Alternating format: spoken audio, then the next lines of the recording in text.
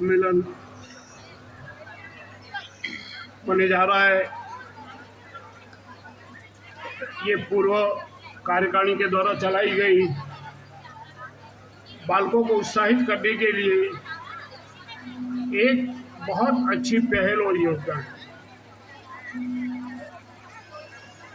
समाज के बारे में हर व्यक्ति कुछ न कुछ सोचता है।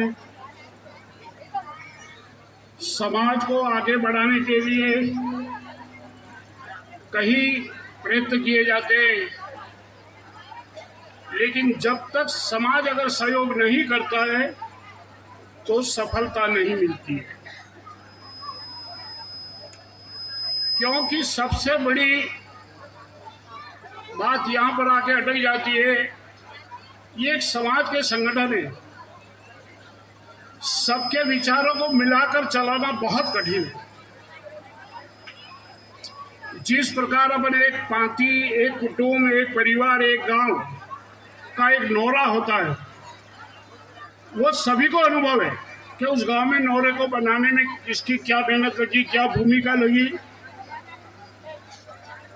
कहीं पर उसे भी कहीं न कहीं निराशा हाथ आती है,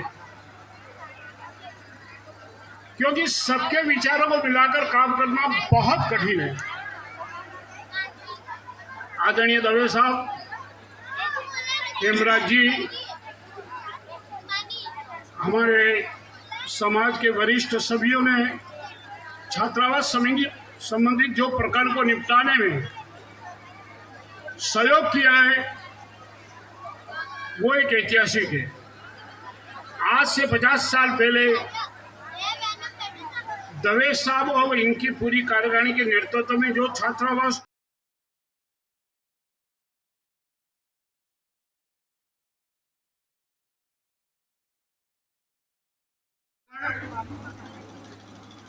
न हम बदले जहां बदला, नजर बदली जमाने की।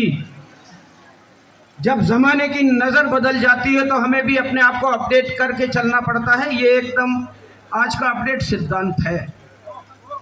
शिक्षा वो कुंजी है जिसमें हमारे जीवन की सारी युक्तियां उससे जुड़ी हुई है, हमारे जीवन की सारी सफलता उससे जुड़ी हुई है। और जिसने भरी उछाल सफलता पाने वाला है, नया युग आने वाला है। ये प्रतिस्पर्धा का युग है। हमारे समय में 65% नंबर जब आ जाते थे तो हम ऐसे समझते थे कि वो फर्स्ट डिवीजन पास है, और हम ये समझते थे हमने बहुत बड़ा तीर मार लिया। और उस समय की परीक्षा भी इतनी जटिल हुआ करती थी। आज तुम्हारे परीक्षा का सारा सरलीकरण हो गया है। आज माता पिता भी, आपके पेरेंट्स भी आपके शिक्षा के लिए वो एक कपड़ा फटा पहन लेंगे, लेकिन आपको शिक्षा के नाम पर किसी तरह की कमी नहीं रहने दे रहे हैं। ये बहुत बड़ी बात है।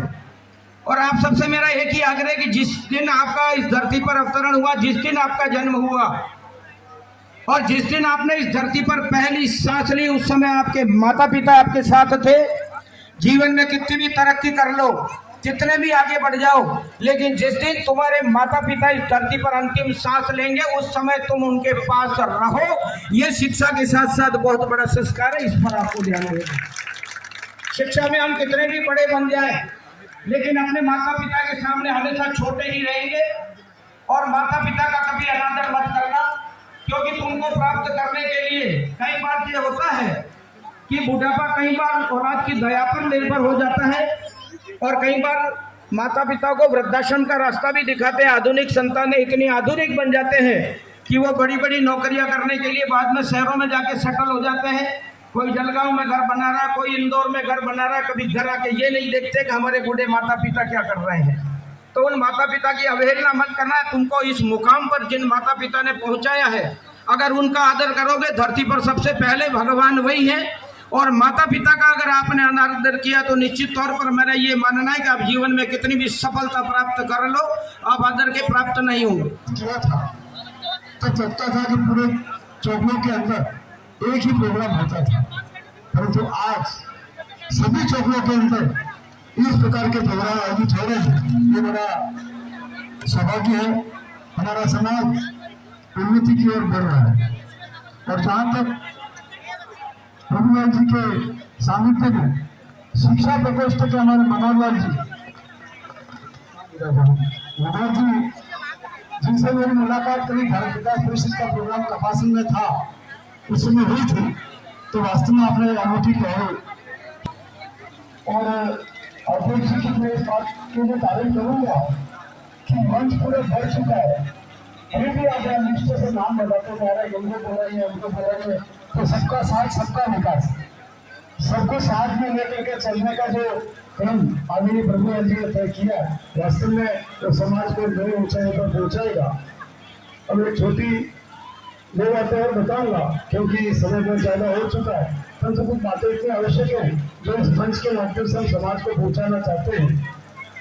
यहाँ जब प्रतिभाओं को आमंत्रित किया जा रहा है तो बहुत सारी प्रतिभा हमको कह रही है मैं डॉक्टर बनना चाहती हूँ, मैं टीचर बनना चाहती हूँ, मैं सॉफ्टवेयर इंजीनियर बनना चाहती हूँ, बट कोई भी ये नहीं कह रहा मैं आरएस बनना चाहता हूँ, मैं आईएएस बनना चाहता हूँ।